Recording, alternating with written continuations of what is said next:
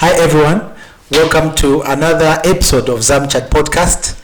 My name is Joe Kanema, aka the Podcast Junkie, and there's Bright Mulenga, who's the guy behind the camera. And before we start with this episode today, I just want to remind every one of you that are watching or that are listening to us to please subscribe to Zamchat Podcast. We are available on Facebook. We are on TikTok, we are on Instagram, we are also on YouTube. So please be able to subscribe or follow us. That's how you support this podcast. And today we're having an interesting conversation with Mr. Keegan Mwape, who is the president of the Pharmaceutical Society of Zambia. So we'll be having interesting conversation in and around who he is, and also about the Pharmaceutical Society of Zambia. So, Mr. President, welcome to the podcast. Thank you very much. Thank you for having me.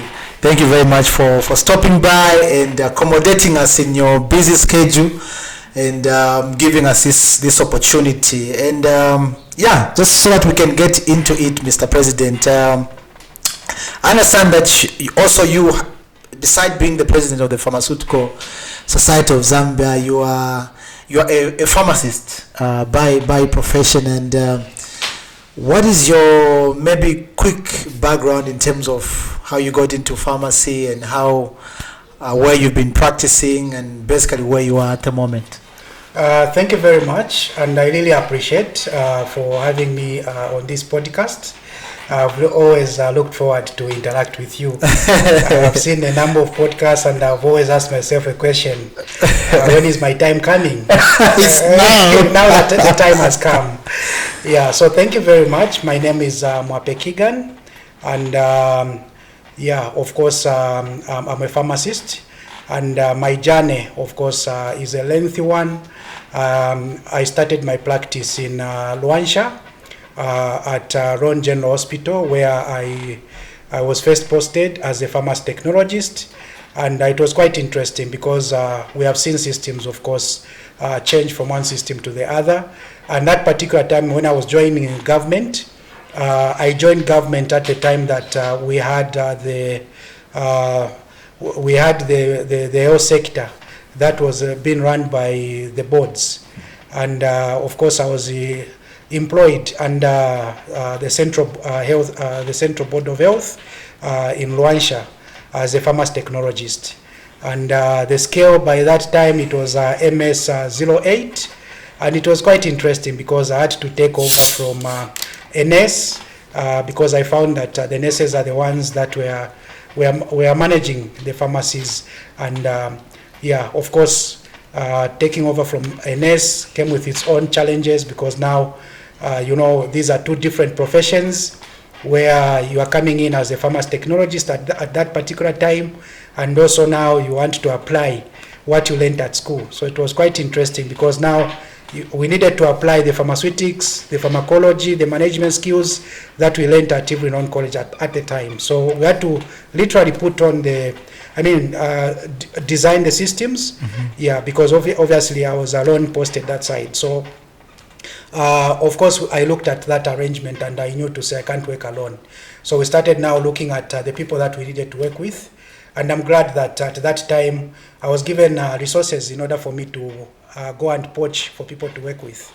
And I had privilege, I had to go to Chemofarm, where I found Mr. Richard Lipa. By that time he was a pharmacy dispenser. And also I had to also be given resources to go to Lusaka. Bax Pharmaceuticals at that time, I had to poach Mr. Karusha Mumba, who was a dispenser also. And these are the two people that now we started running together the system. And that was from 2004. We started now putting up systems. 2005, we had another dispenser by the name of Chileshe Boadia, who also joined us a lady. And from there we opened up sections. We had opened up the ART section. We had opened up the pharmacy stores by that time, because the time obviously I joined the system, we all had everything that was put together, just the dispensary, the pharmacy stores, everything was in one place.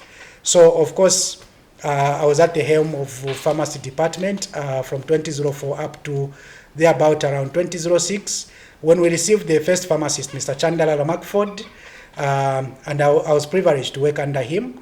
And of course, I learned a lot because that was the first group of pharmacists that we had in Zambia. And of course, I had to work under him. I had to relinquish the head of department tag. And of course, I had to work through him, and we learned the systems. And of course, it didn't work with us for a long period of time. He left us and he went to JSI. That time, JSI, of course, just came in, and they were paying big. So my boss had to go, and I continued, of course. Was poached. Yes. So, of course, after he left, I continued heading the department until, of course, 2006. I attended the AGM, which was held in, of course, at that time it was held in Ndola, Savoy Hotel to be specific. Oh, Savoy. Yes, Savoy. So, of course, when I met Dr. Mungo there, he just told me to say, you need to come back to school. Because you can practice as a pharmacy technologist for 20 years, you will never be a pharmacist. Not until you come back to school. So, of course, that ringed a bell. And, of course, through that period, I started thinking about it. Until 2009, when at that time I had to apply. And I was picked, and I had to go now and upgrade my studies at Ridgeway campus. And, of course, we found the young ones, as you know, the energetic Jeromes. How was they, like blending in with the young ones? I tell you, it was quite an interesting one because the young ones, they were very good in farm chem. And for us who are coming as Chuis, we are very good in farmers practice. Yes. That arrangement. So, of course, we had to look at it because I remember the first farm chem test that we wrote. Most of us Chuis at that time, we flunked. And the young ones, of course, they made it, and we now devised a system. We're not going to learn and everything. And that's how I became friends with these intelligent young men at that particular moment, the Jerome Kanikas, the Aubrey Kanikas, the Watson Mtongas, all these people. I think you were in the same class with former President Jerome Kanika and Mr. Watson Mtonga. That was our class. And the lecturers actually, they used to call, we were nicknamed the BFAM 3 class. By each of the characters that we had, because we had brains and people that were so innovative. Okay. Yeah, so we had to tap in and all those things until such a time when we started charging. I remember the first good mark I had in farm chem was 65. And when the lecturer was giving me the paper, I was like, this is not your paper. So I said, why? I said, how possible is it? So, and that's how somebody just said, Bachaji, that arrangement. So we blended very well with the colleagues that we found that came from main campus. And from that time, of course, we started now collaborating. And of course, I went into leadership now as publicity secretary for Unza FAMSA. There afterwards, of course, the works that we did 2009 to 2010 inspired me to even now aspire for more as Secretary General for Unzasu. Of course, when I went for this position, initially I had wanted to run as Unza FAMSA president. But my colleague, Mr. Watson Mtonga, expressed interest, and we are coming from the same class. So when he expressed interest that he wanted to stand as president for Unzasu Ridgeway campus, I had to go for the next available position because already Mr. Jerome Kanika had filed in for vice president. And we are all coming from the same class. So I looked at it to say it will not make sense for me to compete against a fellow classmate on the presidency. So I had to come down to the position of Secretary General. And that Secretary General position, of course, people laughed at me to say this is position that is given to PBN at that time, which is post-basic nursing. Yeah, so essentially the positions were applied to say for position of Secretary General is for PBN, then the president is for med school or something like that. So we said, no, we are here to change the narrative. Yes. And that's how I went for Secretary General. The opinion polls came, I was watching my opponent. And people say, no, these are false hopes and everything. Let the actual game come when we are going to vote, you'll see. Of course, that time came and we won with a landslide. And of course, people, I was wearing a tag of a civil servant to say you cannot save because you're a civil servant. That was what was going around. But of course, it is during that period where when students have not received the BC, I was in the forefront. We're just like this, behind the mic, behind the camera, of course, advocating for the student at the time. And also, you would wish to know that the time we were at Ridgeway campus, the classrooms we were in, they were just with particle boards and with a lot of leakages. So we advocated to say we cannot be learning in this environment. We went there and brought the permanent secretary for Ministry of Education at that time, Dr. Piri, and we just told him to say, you need to go and see where we are learning. And he agreed to say, yes, I need to see because I've been in the office, no one has ever complained. So we dragged him from Ministry of Education. The entire minister? The entire permanent secretary. Permanent secretary. Yes. So we had to take him to Ridgeway campus.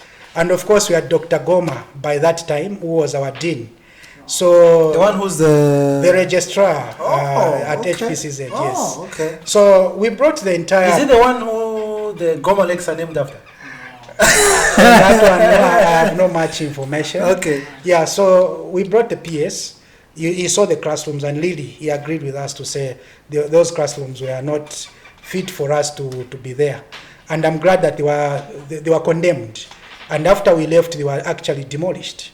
Yeah, and that is the place that you're able to see behind that side, near the lecturers' houses.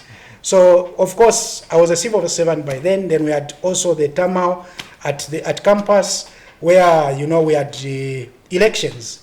And there were 3 big parties that were competing, PF, UPND, as well as, by that time, MMD. We are in leadership, so we had all these issues of challenges. How do you accommodate students of divergent views and all these political parties? From there, we graduated in 2012. I was posted back to Rwansha to do my internship. I did my internship in Rwansha, and of course, Mr. Msachi now is a medical doctor. And then from there, when I concluded my internship, I was posted to Kasama General Hospital, where I went to head Kasama General Hospital. Again, there we transformed Kasama General Hospital. Before the 24/7 could come, we extended because we saw that during lunch, people, the patients were just there waiting.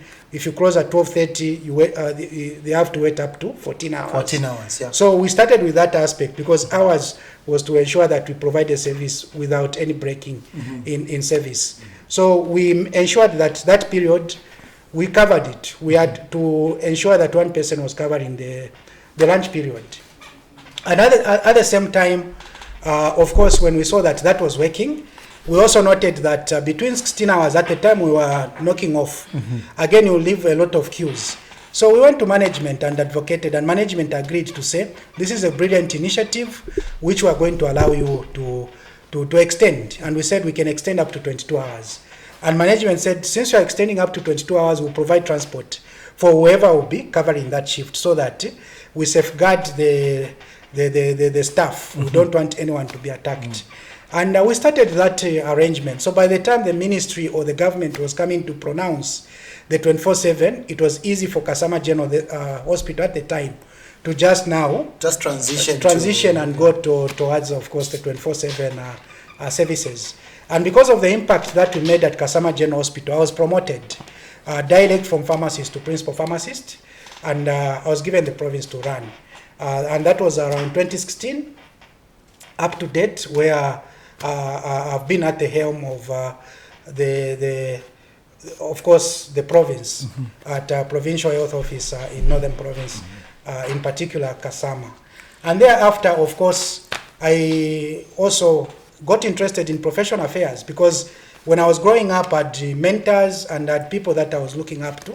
Dr. Mungo introduced me, of course, to this whole process. Mrs. Mulimba also, she learns Kalala chemist. I salute her because she basically introduced me to the pharmacy platform. So these people, when I looked at their lifestyle, when I looked at the way they conducted themselves, I was really inspired. And Dr. Mungo also at one time was the president for Pharmaceutical Society of Zambia. So I got inspired to say I should aspire for Pharmaceutical Society of Zambia president so that at least I can also be able to contribute the way my mentors and the people that I looked up to contributed to the profession. And that's how I found myself, of course, vying for this position of president. And of course, I tried once, I failed, and I just said my time has not yet come. I tried again, second time, again I couldn't make it. And people just told me to say, what do you want? Why don't you just forgo it and do other things? There are so many things that you can do other than Pharmaceutical Society of Zambia. But I looked at it to say, I haven't yet achieved my contribution towards my society. So I said, let me give it the third time. And third time, God just opened the door, and we are here. And Mr. President is also inspiring as well to the younger generation of pharmacists and pharmacy technologists. And I think what happened is what you did is that you showed, to the younger people that are coming up, people like us and people that are younger that are watching or listening, is that it's not over yet. Even if you fail, you need to try again. And you try again. And obviously, I take this time to congratulate you. Thank you so much. Officially on this podcast. I don't think we've done that. So, how has it been, like, your experience after becoming the PSZ president? Yeah, so it has been a very good experience, I must say, because when you look at Pharmaceutical Society of Zambia, it's quite a complex society. You are dealing with students, you are dealing with the young ones, the young professionals, you are dealing with, of course, your contemporaries, you're also dealing with your superiors, of course, both in experience and others who are even more educated than the position. So it's quite interesting, because now you look at it to say, how do I satisfy the membership that I'm presiding over? Because leadership is not really like being bossy. Leadership is servantship that we bring to the society. So for me, as a servant, of course, it has been a very great experience, because it has taught me on how to balance up things, where you look at it to say, what are the students' expectations, what are the young pharmacists and pharmacy technologists' expectations. We also have gender. What are the ladies or the women in the profession expecting? What are the academicians expecting? What is the industry expecting? So really, for you to navigate through and satisfy all the needs of the people that you are serving under, it is something that really keeps motivating me, because whenever I'm resting, usually when you look at me, I'm an introvert, because most of the time I spend a lot of time analyzing things. I pay attention to details. I analyze the day as it goes, because I want to learn lessons ultimately. So there are moments where you are pushing hard in order for you to ensure that your society gets that which is deserving for the society. And then sometimes you get it your way, sometimes you don't get it your way. But again, you find that at times you'll be, when you lose certain things, they don't go your way. And of course, when you analyze on the platforms, other people be busy shooting here and there. But of course, you look at it to say, this is what I chose. Yeah. I'm a servant, and my masters, if they say I'm not doing the very best, perhaps I need to reevaluate myself and look at it to say, how can I do better in order for me to be able to harness where I failed. And ultimately, of course, not only that, there's also the executive that is in place. They equally have their own expectations, because it's not just about the president. It's about the executive as well, who also campaigned, and the profession also gave them the mandate. So really it's about balancing. You look at your vision, what you want to do for the society. You also look at the team that you are also serving the profession with.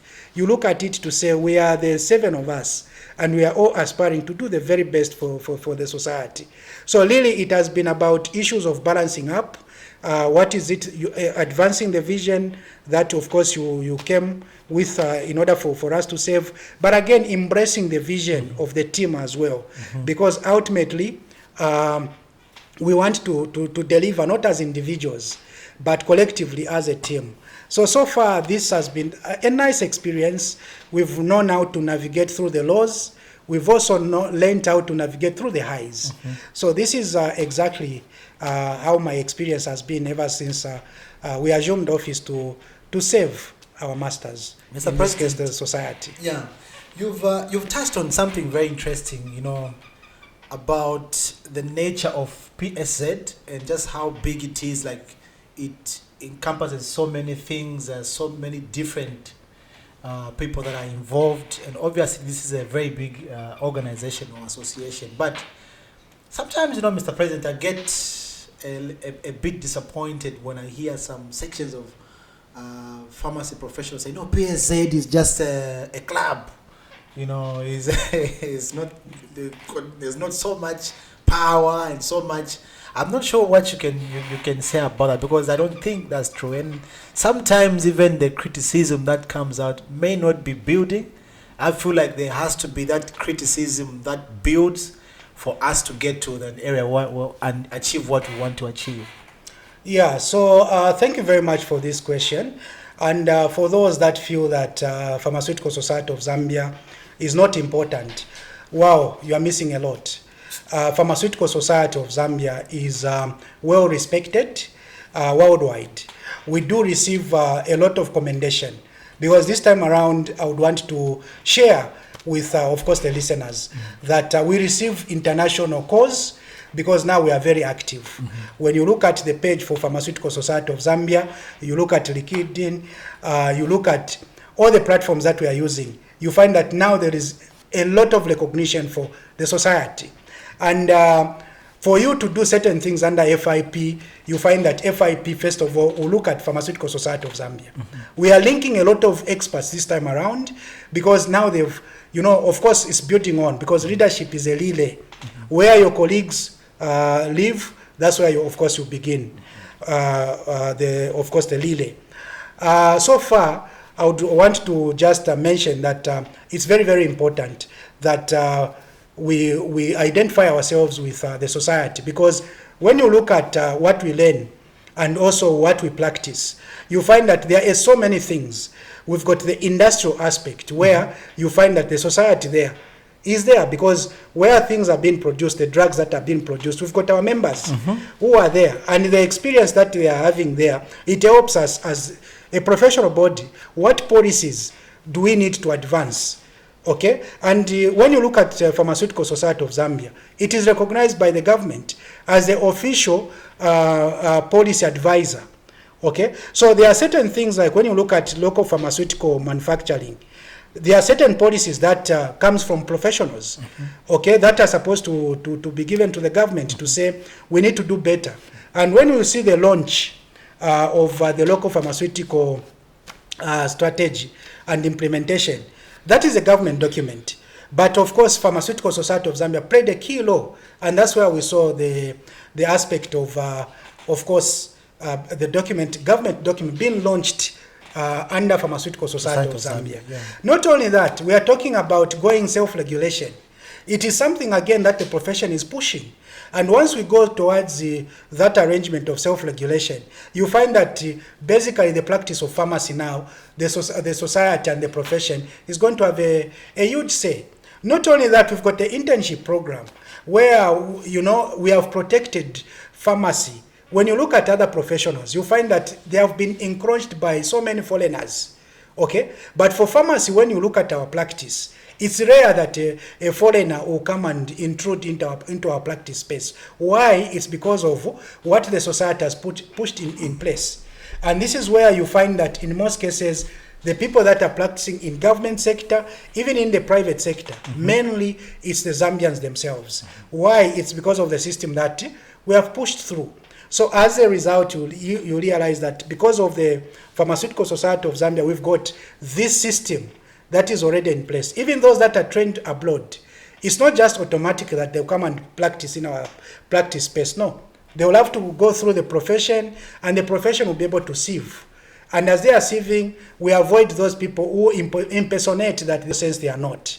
So we have that aspect of the sieve, where only the best are the ones that are allowed to go and practice. So to answer your question, it's very, very important for people to align themselves. We have even seen people that from outside, they're practicing in Zambia, they've applied for membership, associate membership for Pharmaceutical Society of Zambia, because now it is a requirement for them to register with us before their contracts can be renewed and everything. And so far, we've made those strides, and so it's very, very important. So for those critics who say it's not necessary, there's a lot actually, because there's a lot, I've gone to Parliament, we have advanced a lot of bills, and once bills pass through, they become law. And it is the society that is pushing that. And when we talk about the society, it encompasses everyone that are subscribed to it. And for me, I actually feel that every pharmacist or every pharmacy technologist, I think, that really cares so much about this profession should subscribe to being a PSZ member and paying their membership fee. And I would say this like through the camera. If you are a pharmacist or you're a pharmacy technologist and you are not affiliated to Pharmaceutical Society of Zambia, you should do so. I think it's high time that we became proud of who we are, of our identity. And I think PSZ is our identity. And if we're not affiliated to PSZ, which association are we going to be affiliated to? So I really think that we should do that. But coming to my next question, Mr. President, obviously you being winning the elections, and you are a very ambitious person with so many goals that you want to achieve and a vision for the society. Obviously, there's been a document, a strategic plan that has been, in the making, in the process. Just speak to what is the importance of this strategic plan, and obviously what it is going to do for the society and also for the profession in Zambia in general. Yeah, so thank you very much. And at this particular moment, allow me to thank, of course, my predecessor, President Saini, and other presidents that have been there and other executives that have been there. Because like I've mentioned, leadership is a relay. So of course, when we assumed office, we looked at what was on the table. Because if we have a relay of 400 meters, and I'm supposed to finish the last 100 meters, I'm not supposed to go back and restart the relay. No.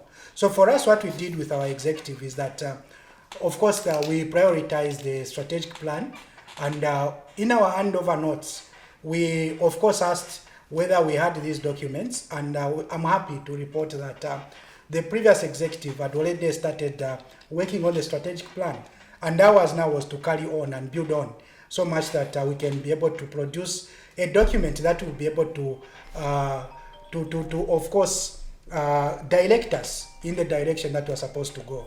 And I'm glad through you, our Honorable ECM Kanema, that we appointed, of course, the committee to now finalize, look at the document, look at what the works that were done by our colleagues, and of course, that formed the basis for us in which to build on. So we appointed a committee, strategic plan committee, which comprises different expertise from different working, of course, backgrounds, in order for us just to make sure that it's not just about the executive.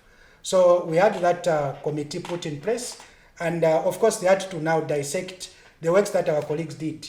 And after that, they also now started consulting. We consulted our fathers and our parents in the profession, because we understand that before maybe some of the people were even born, Pharmaceutical Society of Zambia has been there. So we interacted with the life members, we interacted with the previous presidents, just to get their insight over their vision for the profession, and where they would want to see the profession go. And that's where now we define, because the strategic plan has to define the period in which you want to define the strategic objectives. So we define the 5-year term. And the reason why we define the 5-year term is because the strategic plan is supposed to outlive the executive. And as you look at the mandate for my executive, of course, it's 2 years. And if we want to seek re-election, it goes up to 4 years. But we didn't want to restrict ourselves to say we just look at the 4-year period that we are supposed to be in office. We had to extend so much that whichever executive will be able to carry on should not struggle. They should have at least that window in order for them to relook at whatever the strategic plan contents would have been. And that's the period that we defined. And this strategic plan also has spoken to the, of course, we did the analysis where we're coming from, the current trends in the country, and where we want to go in the next 5 years. And that's exactly what has gone in there. So much that even the people that are going to come and campaign beginning next year or the other year, they should be able to look at what is the vision, where do we want this society to go? Yes. Because it should not just end about my vision, me as Mwape Keegan, no. It's the vision for the entire society. And whatever has gone in there, this is the more reason why when that committee was set up, they did their work, executive scrutinized that, and after that we engaged the members of the society. The document was floated on all the WhatsApp groups. We did receive feedback in writing, others they called, they gave their verbal feedback, and we incorporated all that. We took to the council. The council also deliberated their inputs and everything, and we looked at things that we really wanted to shape this profession so much that as we are driving the profession, we should also be mindful to say, where do we want to be in the next 2 years, in the next 4 years, in the next 5 years? So there are these, of course, objectives that we have enshrined in the strategic plan, and going forward, we should be able to now actualize what is contained in the strategic plan, because I'm glad to report that this strategic plan actually has now been approved. And as we have our dinner gala, we are going to launch this document, and it will come in effect. And we are now thinking also of coming up with the implementation plan, which of course is just going to speak to the strategic plan objectives, so that how do we meet all those. And I'm glad that within the short period of time, this will be in place, and we're going to run with that so that it's not just running blindly. Because as the saying goes, planning to fail, I mean, if you don't have a strategic document, then it's basically planning to fail. You are planning to fail. So for us, we would want to be guided so much that you hold us accountable to say, you spoke about self-regulation. How far have you gone? Okay, and it's a journey. It's a journey process, and this is the more reason why we are happy that we have this strategic document so much that we will be able to evaluate ourselves, to look at ourselves, to say, in these 6 months, what have we done? In this 1 year, what have we done? Where do we need to refocus ourselves in order for us to ensure that we meet these strategic objectives? Mr. President, to every great thing that you are doing, to everything that somebody does, no matter how ambitious we're trying to achieve something, there's always inertia, there's always challenges.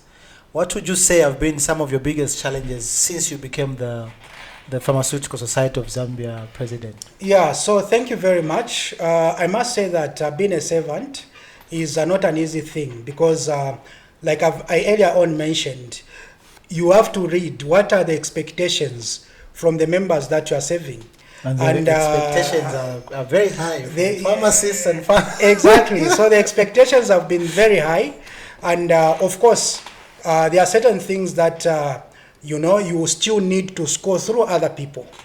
Okay, and when we mention through other people, there are systems that are already in place. And Pharmaceutical Society of Zambia, there are certain things that we cannot achieve until we are engaged the government. And when we go to the government, you find that they will also tell you to say, yes, we have heard about this, but we already have these documents in place. There are certain things we can do and certain things that we cannot do. So these are some of the things that have been, some of course, the main aspects that the challenges that we are facing. For instance, when I was campaigning, we spoke to the issues of wanting more pharmaceutical staff to be employed. And this we are doing, we are pushing. But of course, you are told, you are given the document to say, this is the structure. And the Treasury Authority can only be given to the positions that are already in the structure. So if the positions in the structure are saying you can only have so many number of pharmacists, it means that no matter how much noise you make, you find that it will not pull through. Because what is determining the number of positions is the structure. So now you go back to say, how best can I fight this battle? Okay, now you go back to the basics. This same structure, which is an hindrance to the profession, can we revisit it? And this is something that we have been doing, because now I'm glad HPCZ came on board. And when they were trying to reclassify, and when they were doing the evaluation of these health facilities and the cadres that are supposed to be there, I'm happy that already we are laying the foundation. Where now we are saying, at the health post level, instead of you just having 3 people, the community health assistant, environmental person, and the nurse, and in some instances a clinical officer, we are saying, who is managing the commodities there? Okay, so we managed to convince the system to say we need a minimum of a pharmacy technologist to be at that lowest level. And also at all levels, can we have this? So all this, of course, members may not know, but this work is being done, and it may take a process. But again, people want the results to be seen instantly. That's a challenge. Yeah. There are certain things, like I've mentioned, to say we have found to say no matter how much we push, the structure is the structure, and it is what it is. So one thing which is there is now for us to make sure that we start now making sure that we unlock all these hurdles that are the stumbling blocks that we have. And I'm glad, because as we are pushing for the structure to be expanded, even the experts, we are now saying in the hospitals, can we have the experts? Because in pharmacy we are training experts. We are having people with masters, we are having people with PhDs. Okay, so now we are now on the table. The drafts that are there is that can we recognize now the experts? There are certain things that are going to be seen within my tenure, and there are certain things that may have to wait a little bit longer, because it's a process. It has to go through various approvals at various levels. But we are not going to say because it's going to take this length of time, now that we should fold our arms. No.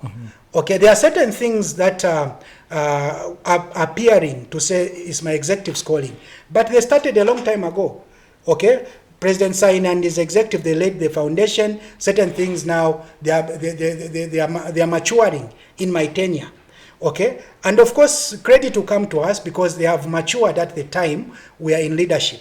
But of course there are certain things that we are pushing that may not mature in our tenure, but they'll be able to mature in maybe another, the people that are going to succeed us.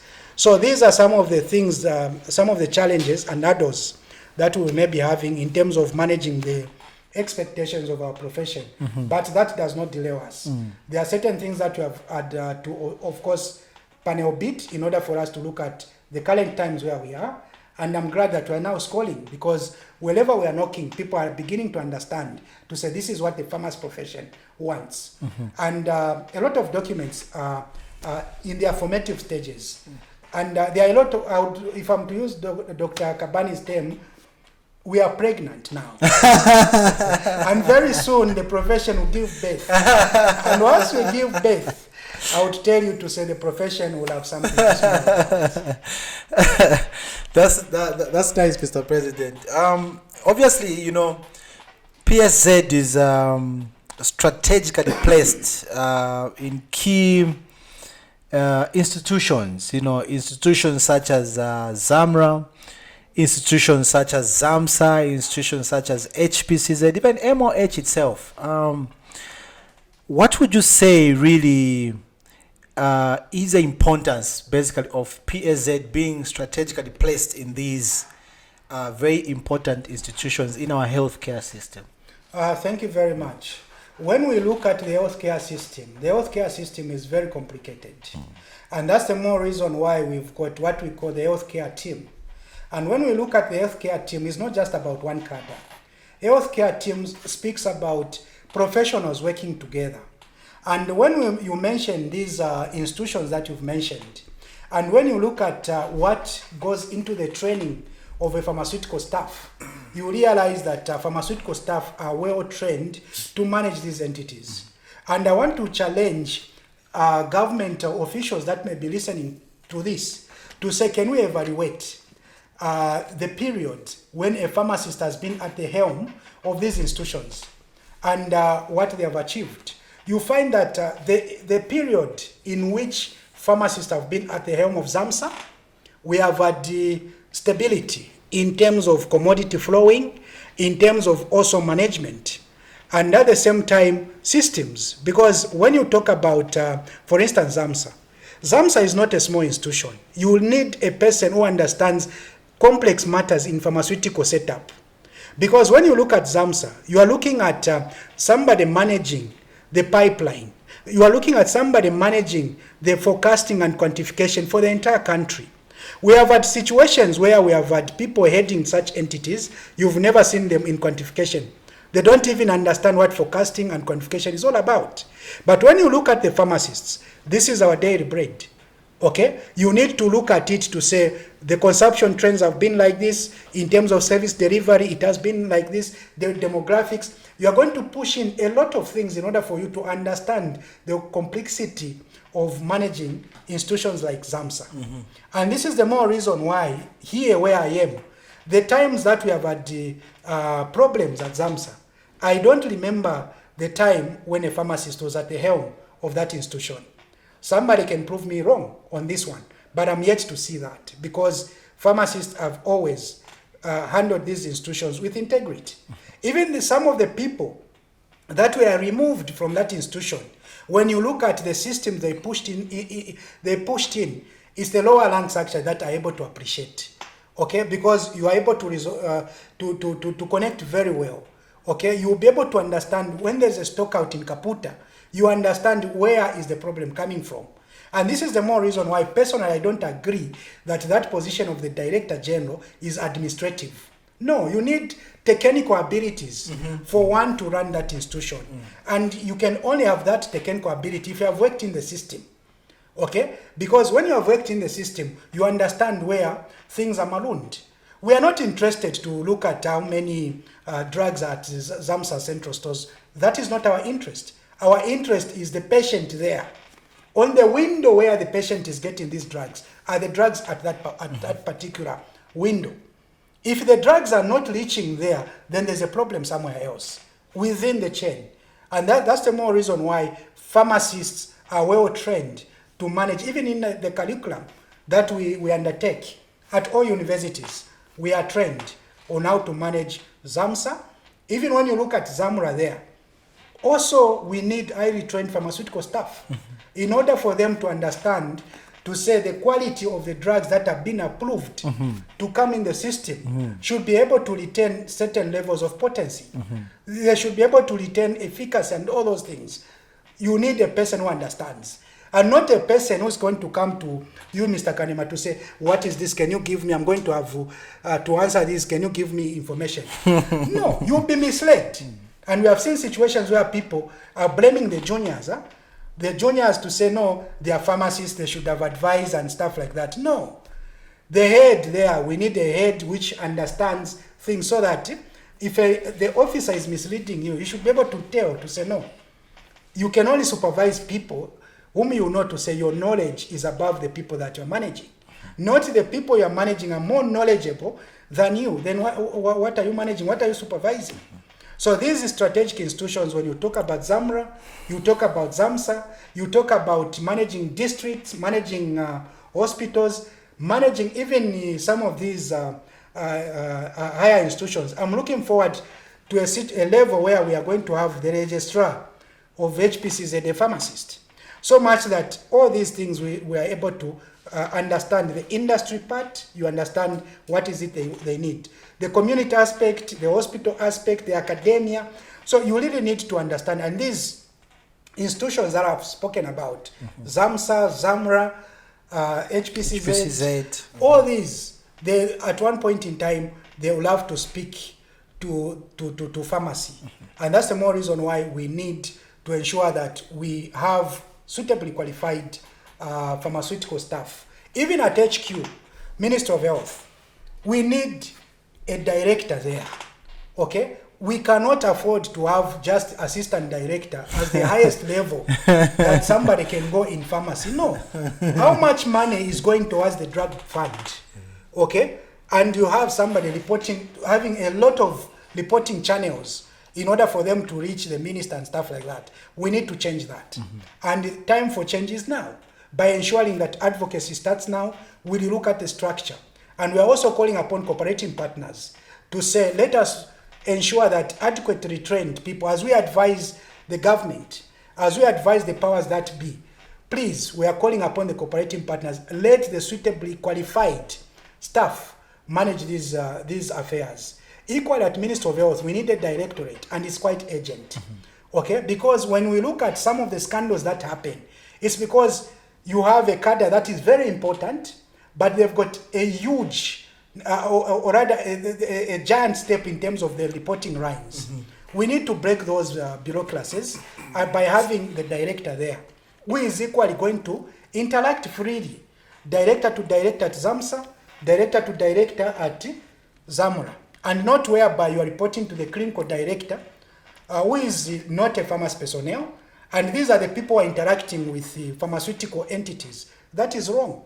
We need to rewrite that, and of course the processes have started. In the process, as we advocate for this, we'll be hated, but that will not delay us. We are determined because we chose to save. We'll knock on different doors because we know to say it's not us to create. Yes. But the lobbying and the advocacy continues. How are we doing? Great. So, Mr. President, I mentioned, because I've had an opportunity to interact with you, obviously, like I mentioned, in terms of the vision that you have for the profession and where you see this profession. Where do you see PSZ in the next few coming years? PSZ is in the right trajectory, and we are not going to drop the ball. We are going to ensure that with the team in place, I'm glad that we've got a team that is ambitious, and we are not easily demotivated. Today, we may not get what we want, but that will not tell us to say, you stop. We'll continue knocking until we get that which we want.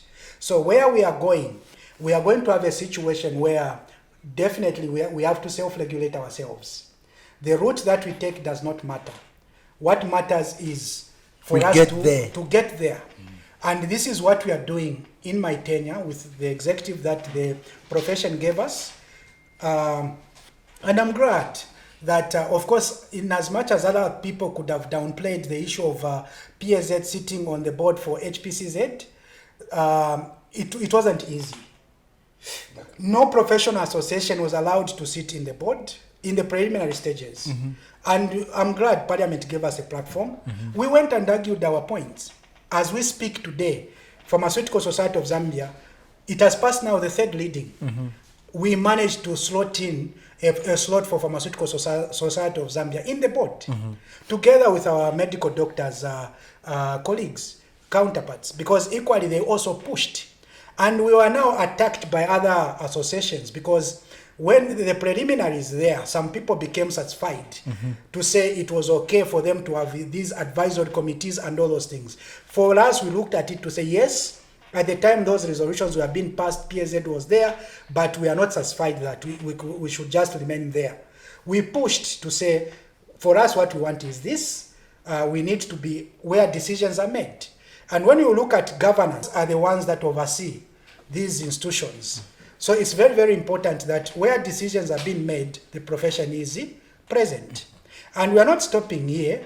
Of course, this very soon, once the president assents to it, it will become law and will be there as Pharmaceutical Society of Zambia. I'm aware that a lot of other associations have petitioned. They don't want the president to sign this, but the efforts that we pushed in have already been seen. As we speak again, I'm glad as well that the ZAMSA, there are certain things that were proposed, the interpretation of medical supplies and all those things. We went to Parliament. We said this, we are not subscribing to this. We called for the recall of that ZAMSA bill, and I'm glad that it was recalled. We now have the NEMA, that we are deliberating, and there's a committee that is looking at that. Again, the society is going to have a say. So the future, really, where we are going is very bright, because we are ambitious people who can never be easily intimidated. Okay, because for us, it's the profession first. If other people will feel injured because we want to save the interest of our society, so be it, because we were elected in these offices in order for us to make sure that we save the profession. And for me and my executive, what we say is that so long it benefits the profession, we are going to do it. Yes. Even when you look at the independence of our country, there was blood that was shed. Some people never even saw the independence. They died along the process. Those are heroes, okay? So equally in our time, we are not going to fold our arms to say because there's this office that is standing before us, then we are going to just say, no, we have lost the battle. No, we'll continue knocking. If that office becomes a stumbling block, that office has got where they report to. We will tell them to say, we can't agree with you, we are going to see the next office. If we don't agree with the next office, we'll go until we are given the audience, so that this profession gets what it deserves. Pharmacy has grown. Pharmacy now has got numbers. We've got people. Yes, we've got people that are highly educated. We now have professors in pharmacy. So the issue of capacity should not even come in. Okay? And this is where we are saying the future for pharmacy looks very bright. And where we envision Pharmaceutical Society of Zambia to be is a situation where we're going to achieve the self-regulation, we are going to achieve the directorate. We may be delayed, but of course it will not be denied. At some point it is going to open. And if government will not be able to listen, we'll go to our cooperating partners. We'll do the researched approach, where now, just like now I'm challenging our cooperating partners, whichever organization you work to, when last did we do the technical capacity assessment for ZAMSA? Because this is where we are supposed to come in and show our relevance as cooperating partners. We want this to be done. And it's only through that we are going to now advise the government to say, government, look at the capacity of the people that you have at ZAMSA, look at the capacity of people that you have at ZAMURA, look at the capacity of people that you have managing the chain. Because there's a lot of money that the donors are pumping in, there's a lot of money that the government is pumping in. So it calls for adequate capacity in these institutions. And that's the more reason why we are saying, if we are to be objective, we remove the aspect of selfishness. Pharmacy should be able to score big once this is done. And I'm seeing a lot of doors opening in the next 5 years. That we can attest. And certain things we're going to ensure that we do them now. And the executive that will come, once we have run our race, it's our only hope that they don't start other things. It's always important that you recognize what other previous executives have done. You build on so that you are able to achieve one thing at a time, until we reach where we want to reach. So to answer your question, the future is very bright. We are very determined. We are very ambitious. If we cannot get certain things as a Pharmaceutical Society of Zambia president or executive, we'll follow them in parliament, where decisions are supposed to be made. Because if we see that parliament is failing us, we'll send pharmacists there to go and deliberate in parliament. As parliamentarians, we have the capacity. And if people think that they can block us today, we'll meet. If I can't score as Pharmaceutical Society of Zambia, I'll remove this jacket, I'll save one term, and I'll join the race. Because what we want is Pharmaceutical Society of Zambia to be given the platform that other professions have been given. And that birthright that is for pharmacy should be given. So the future is very bright for pharmacy. We are ambitious, and we are thinking big. If it means moving mountains, we're going to move those mountains. And our spirits will never be killed until we realize that which belongs to farmers. It's been an interesting conversation, Mr. President. Unfortunately, how many minutes am I remaining? We're at 55. Yeah, so we may just close. I wanted us to touch on the PharmD curriculum. Obviously, that's another interesting thing as well. But maybe in your closing remarks, you can touch on the FAMD as well.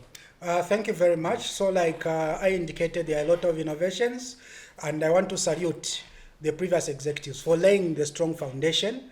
Ours is just to continue. You know, when you find the foundation has already been done, you don't have to do another foundation.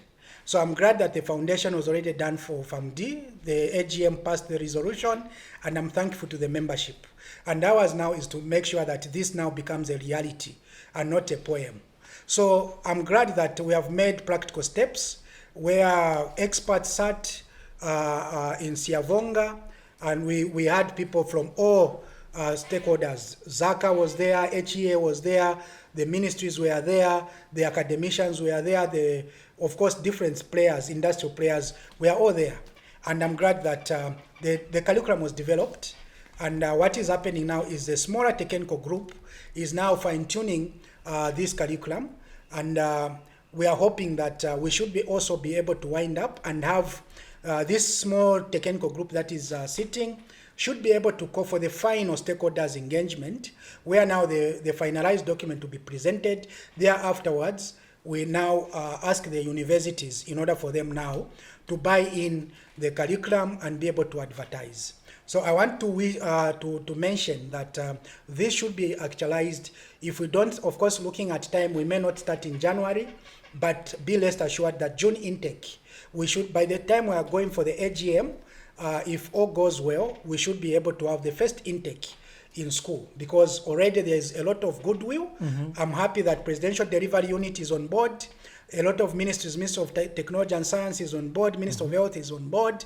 And we're not just looking at this curriculum, we're also looking at the structure itself.